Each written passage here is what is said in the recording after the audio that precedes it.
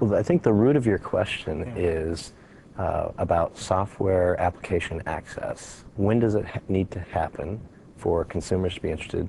And what is the developer interest in being there early versus being there later?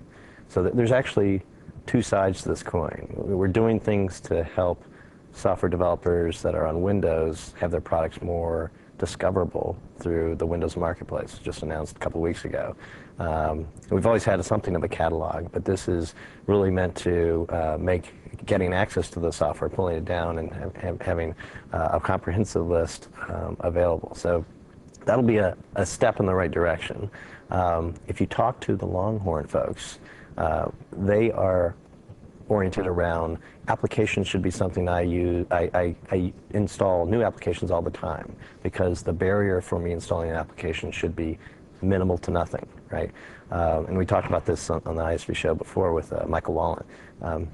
Big advocate of let's install multiple applications. They shouldn't have any impact on the usability of my other applications, and I as an ISV should be able to have a model where I constantly enhance the experience of an application, and maybe that'll drive some new business models where I can have an annuity type of experience as opposed to a one shot and I'm done. And then I think the other part of your question is how important is it to be there on day one? And the forecasts I'm hearing from the analysts, and I don't know if they're public yet, so I'll be a little cagey, is that we'll have more than XP launched, which was at 60 million in that first year in terms of installs. I think that's a phenomenal number to shoot for when you're trying to address a market.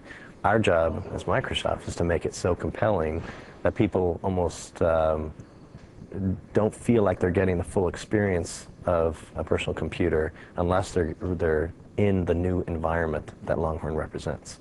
And so if you gave someone a Windows 3.1 or 3.11 or Windows for Workgroups system right now, they'd be terribly unhappy with the user experience, not just the UI, but the whole experience of getting connected and so forth.